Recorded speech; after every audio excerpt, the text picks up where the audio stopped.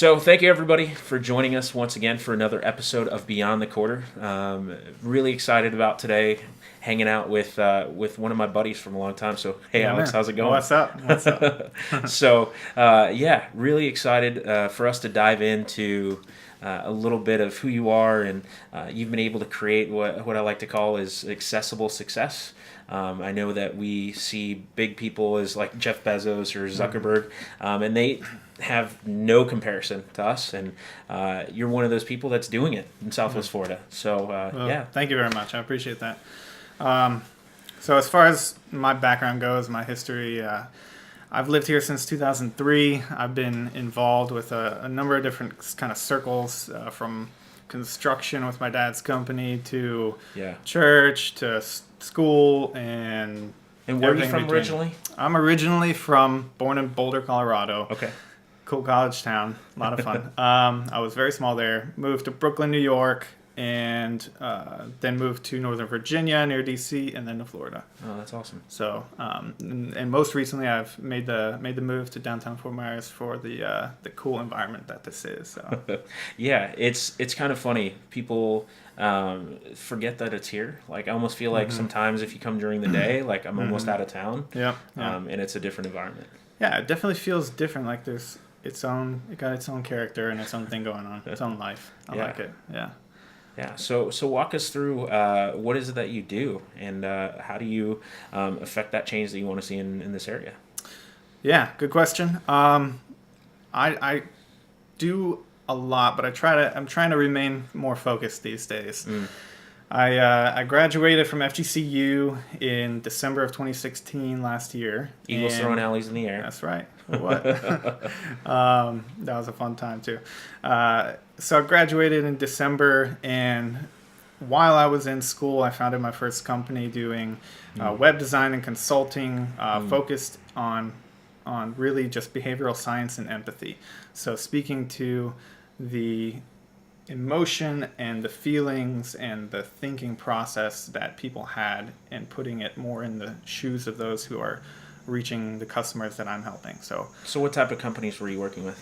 yeah, and I'm still doing that company as well. It's Okay. been more of the focus as of late, but I've focused with mainly small businesses in the area. There have been also a company in New Jersey. There's been a company over in Texas, but for the most part, local people Okay. who are trying to really get the message out of what they do in Yeah. the most resonant way. Yeah. You know, there's something that can be done with technology these days that allows you to, of course, have a modern website, have a modern approach, but it's a whole nother thing to make it resonate with what people are feeling Yeah. and the pains that they're trying to like get through in their day. Whether that's somebody that's a plumber, whether that's somebody who mows grass, or somebody who's a pharmacist, or whatever, anything Yeah. in between. There's always a feeling that is at the heart of why somebody would buy something to solve that problem. Okay, so you're ultimately selling to the problem, not necessarily in it, right? You have like peace of mind is maybe something that you're selling as a plumber. Or Sure. so you're selling ultimately to the problem, not necessarily like we're the best plumbers in the area. Yeah. So, for example, let's say it's somebody who mows grass and does that as their business, but see what they're usually used to saying on their website is something along the lines of, "We mow the most grass in all of Southwest Florida," and it's more in that approach of, "We're really great. Look at us. We can help you. We're experts." Yeah. And people see the validity in hiring an expert, but oftentimes, when you have something like that, and you hold it next to somebody, a company, whatever, who is also an expert, but frames it in the perspective of, we can help your lawn not look like the lazy dude next to you. We Okay. can help your lawn be the manifestation of what your home should be. And like speaking really more to what people are trying to live, and that's what everything goes back to. Yeah. In websites, but also just any kind of business. It's always about people, and it's always about the emotion or the feeling and the striving of, basically the human condition and what we're trying to do in life. Okay. So there's a lot there. Yeah. And we'll yeah. continue to No, probably that's fair. meander into that. But anyways, going back to my background, it's really, I've been keenly interested in Southwest Florida and helping this area become what it could be. Not necessarily making, like, oh, we got to be the next Miami, next Tampa, but really pushing it to the highest potential. Yeah. So what do you feel like is really missing from this area right now? That's a great question. I think one of the first things is a support system for the leaders who are putting out the first cool things and the best things that are starting to happen. Basically there needs to be something to support those pioneers and those leaders to do what they think and they know in their heart to be what is going to be the next greatest thing in the area. But if they are not surrounded by the ecosystem, and that's what makes Silicon Valley so special, really, is the support system and how deep that web and that network are. Yeah, they created an environment that fosters that creativity. Exactly. And people are bought in towards the same vision, despite having different ideas of technology. They push that forward. Mm-hmm. So why are you so excited about Southwest Florida then? Right? I think that a lot of people are. They get to this frustration plateau where they're like, I need to go to Chicago, New York, whatever the city may be, because that's where the opportunity lies. So why are you staying? Thank you for asking that question. Yeah, it's something that I've been thinking about for probably the last 8 years, 10 years. Ultimately, I see great potential in the people that I've met here. Seeing you guys, seeing the different circles that I've been involved in, and it comes down to really believing in the human potential and the intellectual capital that we have here, and people in and of themselves. But also, I know that personally, not that it's like out of a selfish cause, but I ultimately need to be able to make a living, and I need to be able to help my family and everything. And I have the best shot of doing that, in my opinion, where I have the greatest network. Yeah. Because you can go into New York, and you can go into Chicago, you can go into Austin, and all these great, cool places. Yeah. But you're really a tiny fish, and that's just another one that come into there, in this huge fish bowl, this huge pond. So ultimately, you got to have that support. Exactly. And I think that, I've heard it put this way, that being first, right, can be a great opportunity to become the best. Yeah. And I think that if you move to New York, right, you have to be the best to even get noticed. Yeah. Because you're competing with everybody that may do the same thing. Oh yeah. And they may have had a camera since they were like 3. Yeah. Right. Yeah. And so you're competing against these people that find themselves as experts. And so it's not to knock that. I think the great thing about being here in Southwest Florida is that you're in a playground, right, where you can try and you can attempt. And so what were some of those early things that I know we met probably around 20, right? And we were kind of playing things and we were trying to figure those out. So what were some of those early, struggles to make this push happen? It's been a decent journey, and I know on one hand, it's just getting started. So while I've been at it for a little bit, I know I want to recognize that, for young people getting started, you have to keep that in perspective of just how young we are and just how much... I want it now. Just how much patience it takes and persistence. So to go back to the specific answer to that question, I've been trying to get different ideas out of my head for several years. Yeah. And I remember sitting in, one thing that had a big impact on me was listening to a lady that's been in national government, and I was back when I was involved in politics, getting out of high school, and she said something basically that was simple but profound. You have to get the idea out of your head. You have to just make that start. And for somebody like me who loves and loves and loves to think, you have to take that first step, whether that's by yourself or with a partner or a few people. You have to just take that crucial first step. So I started to do that in the last few years. Yeah. And whether that was with my website company or with the other venture that I started, so there's kind of been 3 ventures now, as well as a 4th one that I'm starting to slowly bring on. but of course focus enters again.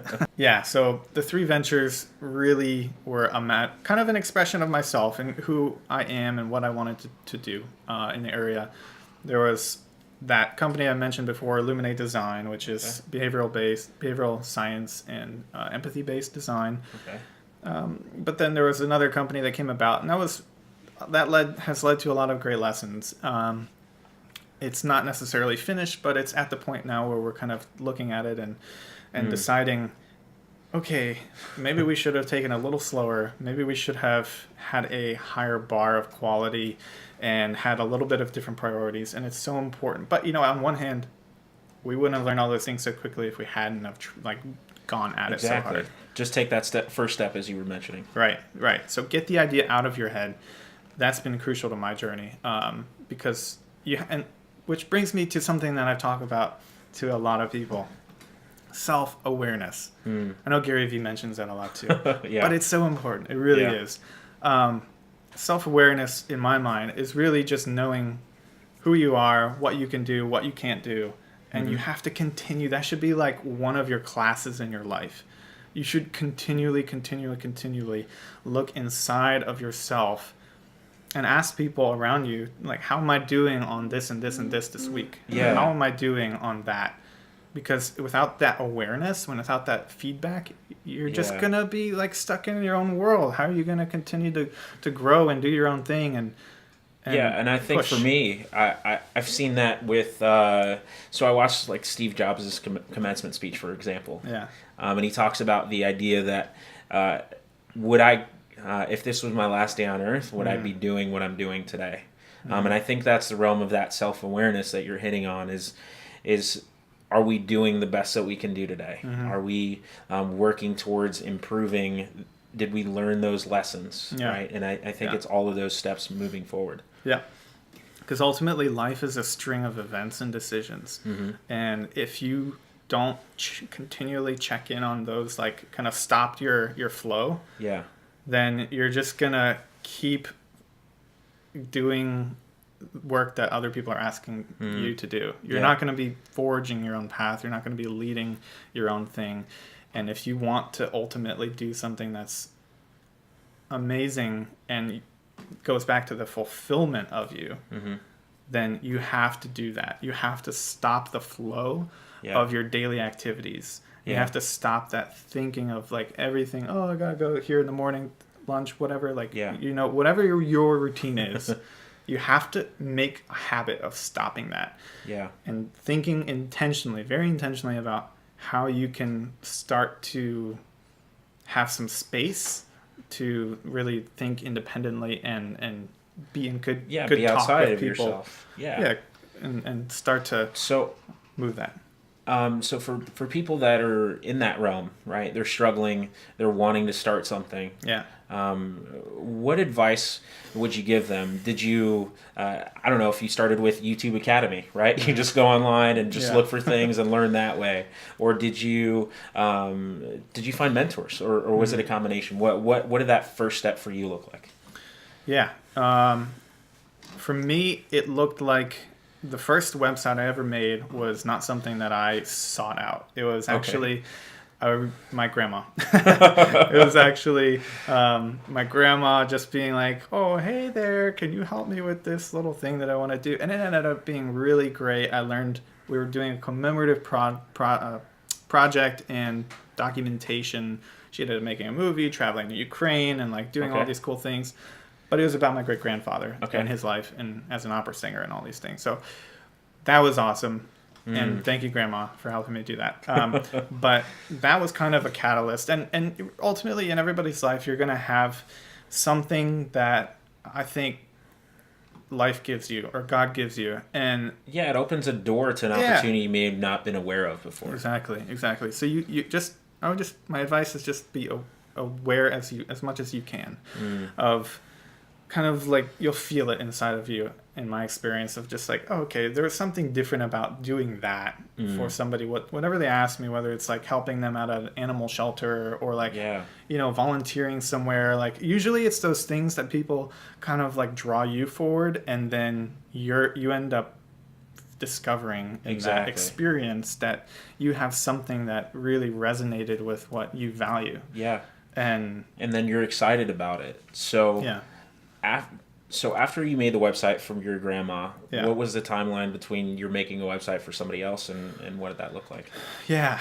That was in, I would say sophomore year of high school. Okay. And it was decent, but not the best in some regards. So We're gonna put the link at the bottom of the screen. yeah, that was fun. I would say it was a few years till the point where I was making things and selling them to other people. Okay. And then couple more years until it was something that I realized more consciously that it was something that I should do and wanted to do.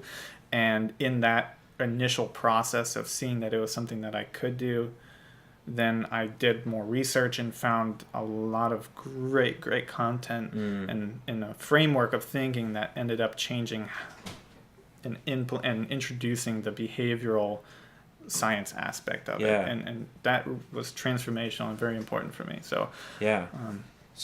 So in that realm, it seems like you've been able to adapt somewhat of a methodical approach. Who are some of your influencers? I know you mentioned Gary Vee. Are there other people that you're listening to or books that you're reading to drive you in the right direction? Yes, absolutely. So one of the biggest recent inspirations has been Casey Neistat on YouTube. Okay. I never actually really discovered YouTube until, funny as it is, I'm 24, but I just kind of rediscovered it for real, like, I don't know, 6 months ago. Yeah. It's like, oh, that's been around for a while. There's now tons of content out there. Yeah, right. So Casey Neistat, what really fascinates me about him is just his work ethic, his drive, and his going, and his like basically value that you're gonna learn what happens in life as you go anyways. So why not just do it? Why not just go and do, and you can, basically make improvements as you go. Exactly. And so he's been a really interesting inspiration. I've had some great professors and great mentors at FGCU. The business college there is kind of a hidden gem, I would say. And it's like in the top percentile in the country, right? Like nobody's really aware of that either. Yeah, I know. Like, hello, Southwest Florida, like, check it out. We're on the map. Yeah. I think a professor told me it was the top % in the world, actually. Yeah. Which still surprises me. But what they have done is get a really great accreditation and some great people. And think about this. People who have been in great companies and great leadership positions, they naturally want to come down to Southwest Florida. They want to retire, but yet they're not done. They're not done stimulating their mind and helping people. So we ended up having a whole host of people. That's and specifically the Emergent Technologies Institute. I was a part of the Runway program where they help students immensely for no extra charge or anything like that. And it's just a part of your being a student. Any major from any school can be a part of it. So it's and they help helpful. shorten that gap towards that overall success, I guess. Yeah, definitely. No, that's awesome. That's an amazing resource. And I think that I myself, I've never... Well, I had some family businesses back in the day, and there were a few realms that it's amazing. At FGCU, I actually met with a few people that do that free business coaching and counseling, and that's an amazing resource. And I know that a lot of people have even gotten coaching on their careers and have found their jobs through the FGCU program. So that's awesome. Yeah. So I just wanted to know then, what is it that you really see for Southwest Florida? What's the vision of... I guess I don't necessarily want to compare it to another community, but what is it that you're wanting to see in this area, and how are you helping that happen? A lot. I really want to do a lot. I promise you. All right. So you really think about it at a top level view. You, Tim, everybody that we know, they have their own strengths, their own faults, but ultimately, if we can have a great community and keep working on that community, and define that. So what is a community? In my mind, it might be several different groups or one group that gets together regularly and talks and lives through some things, helps each other with some different Yeah. things, whether that's just business or whether that's like all of life or a mix of that.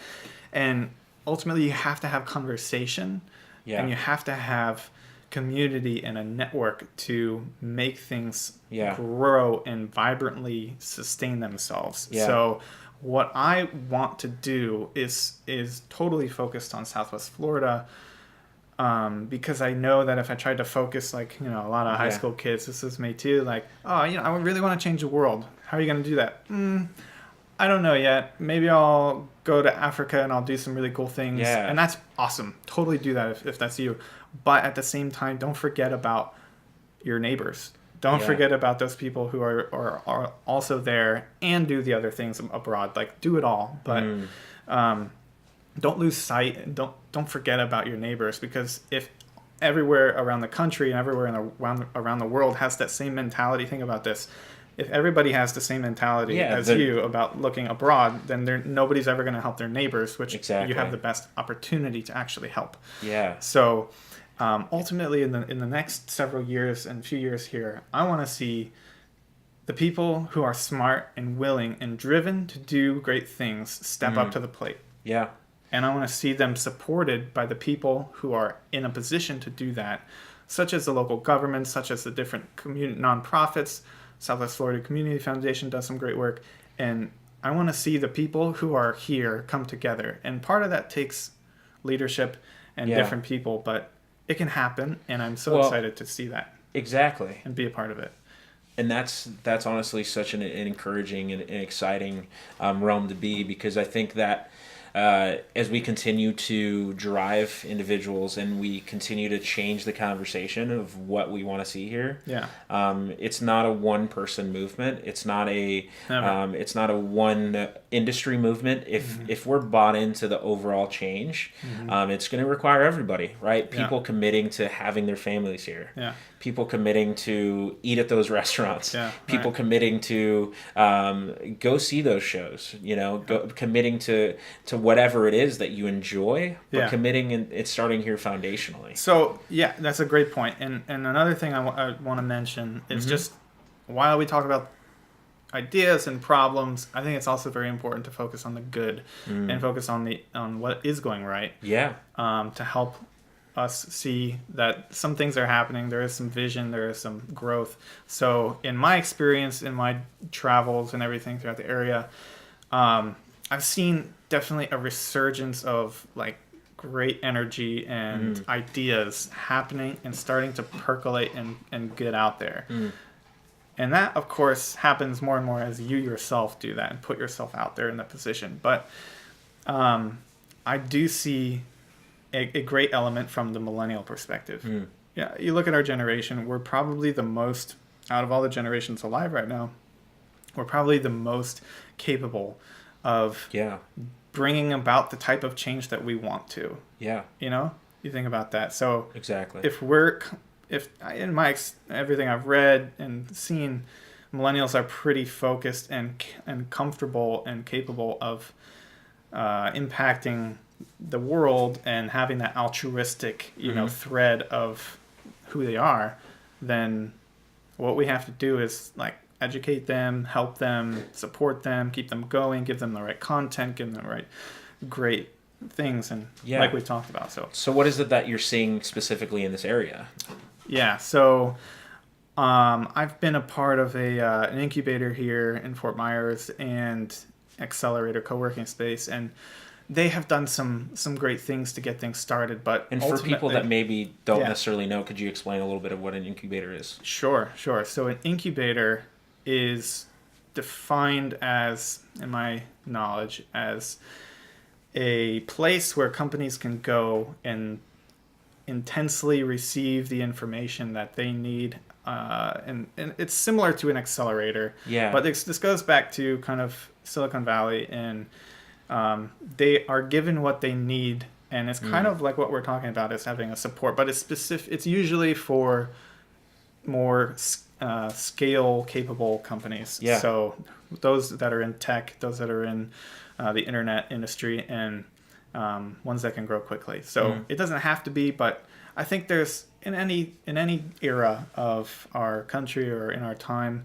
there's always going to be, different kind of flavors, different ways that things come out, and it's kind of the same thing, but like, for instance, there's the Bauhaus movement that happened several decades ago, and that was a design community that was held in one place. It was meant multiple different people, and it was that generation's vision and idea, and not all of the people, but several people in on that, and now we have a co-working space. That's kind of our version of it, and there's some really great things that are happening in that, but so it's a good environment for people to fail a little bit, learn from others, attempt new things, get different strategies, and get their business to a place where they can grow and hire others.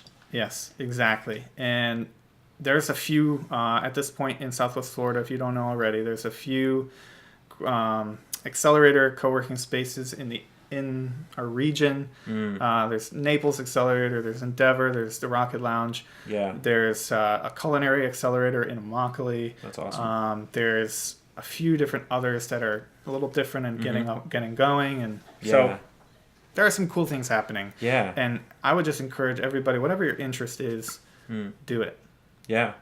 So what's the long-term lasting impression that you want to leave on Southwest Florida? So one thing that I would be most happy about would be helping to facilitate the maximum potential of our human capital and of our intellectual capital and of our creative capabilities. Right. So I just believe so much in the way that God made us and the way that we're made. We have our tons of faults, but ultimately, if we can help each other, if we can speak into ourselves and do what we can for ourselves, then we can see amazing things happen. I'll tell you this, in 10 years from now, in 30 years from now, in 50 years from now, the city is going to look much different. And it's up to us, it's up to you to make that image, to make that life that you want. You're alive. You've done it. You have the ability to make an impact. Whatever you did to be alive, you've got it. So really all it comes down to is just putting in consistent effort and trying. And keep trying. I mean, it's that simple. And it's very exciting. I ultimately have fanciful ideas of what could be in the area, and I would love to make that a reality, and I'm working on that as much as I can, and I'm just thankful for great people like you, great people like that I've been around that have helped me. It's been a big help. Well, and it is exciting, right? Like I think we have the opportunity to craft what we want to see in this area, and it is a square one, but we are pioneers, but we're in it together. And it's crazy. I think when I first moved down here, it was definitely very frustrating. You know, everybody always says like Cape Coral, home of the newlyweds and the nearly deads, right? Like, but it's one of those things where we have the opportunity to come up for a new fancy slogan that fits a little bit better. But the idea that we have the opportunity to change, right? I want to live here, and I work with a lot of people that moved here from other towns, and I want them to enjoy this place as much as I do. I have some different memories about walking around town and you see new businesses or whatever, but there's still this underlying thing that Fort Myers is home, and I want to love home, and we have the realm of we can change what we can see here, so that's encouraging. So I really appreciate your overall perspective on this. For sure. And I'm excited for us to be continued on your journey, right? Thank you. Continue to share with us what's gonna happen in this area, and I appreciate you just being open and honest about some of those areas where you challenged yourself and challenged others. I have a last thought. If I absolutely. So one of the last things that I've been learning is about how important it is to, I guess, take what you have and don't criticize yourself too much. It's so easy to compare yourself and to judge yourself, and Without a doubt. and to have what it's like the brilliance and the beauty that you have in you. And then for all those people who don't necessarily have that like super confident like spirit in them, yeah, which is not most people. For all those people who are going to be those next wave of people to do cool, awesome stuff around here, just don't criticize yourself too much, and don't let the failures get you down. It comes back to our one-time neighbor down the river, Thomas Edison, saying 10,000 tries. That's what it took for him to get that invention that we're using right now to light ourselves and to light all these other things. So he got it. He didn't make the whole journey, and that's like kind of how I could kind of encapsulate it. It's like, let's say you have this passion to do something in the area, but if you tangibly put that into like this one like concept, like, okay, this is it, this is gonna be it, I got it, and then it's like you partner with somebody, or you don't really do what you need to, or it takes too long, and there's like 1,000 million things that can go wrong. Without a doubt. I mean, think about like, why wouldn't it? Yeah. So you're new at this. We're not very smart in a lot of ways. People aren't. But we have a great conscience that we can listen to. We have a great spirit and great help from different people around us. So pick up and try again. Yeah. Like, there's so much that can go wrong. So like, count on it. Count on stuff going wrong. That should be an expectation. Expectations are really dangerous because they can lead to like so much like quick endings and so much like just potential lost. Exactly. And I see potential lost like when what people could do in so many different areas, and it sucks. Yeah. It sucks. Well, because that's the thing, be willing to give it everything, to just try again. Yeah. Have you experienced that too, of like trying something and then you're like, oh, well. Yeah. I think that, I've attempted different jobs, or I've tried to start a few different businesses. Right. And I think that, there were times that I probably just didn't try hard enough. Sure. But however, I learned some of those lessons that now I can adapt that to say that, not this time. Yeah. Right. Not this time. I'm not going to quit, right. Despite whatever the naysayers or even my own doubts. Right. For myself to say, I'm going to try again. You have that like determination, like that seed in you that's just going to be like, I know things are going to not be perfect, but I'm going to make it last. Exactly. I'm going to make it go. So I have kind of related to this lesson was just how I saw that I needed to be working on something in the present, like for the present, to bring in cash flow. Yeah. But still keep your big ideas. Still do them. But you have to do them in the right way. And that takes patience. That takes trial and error, like we're talking about. Exactly. You need to pay bills. You need to eat food. Yeah. So, like, I kind of forgot about that for a little bit. my girlfriend could tell you. Right? So, it's like there's so many things that can go wrong. But just, be easy on yourself. We have so many great things that can be done. And forgive people, too. Forgive people, because even the people, like, I know plenty of people in the experiences that I've had here in the last few years of like, they're just very short-sighted and they're very impatient. Yeah. And then if they try to do something and then they don't get the support that they need, then they'll write off the whole area and they just like pack up, ship out, and go somewhere else. And then it's just like, that becomes their whole narrative for their life. Exactly. And then they just move from city to city to city, and that could be you. Yeah. Really, that could be you. That's very common. So please don't do that. Yeah.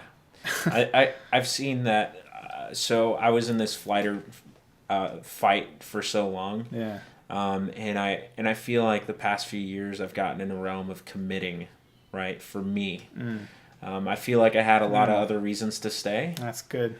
But if you have a bad day, if you're committed to something, then you're not going anywhere. Yeah. Right. And there are certain things that I want to see here, and I'm committing to it. Right.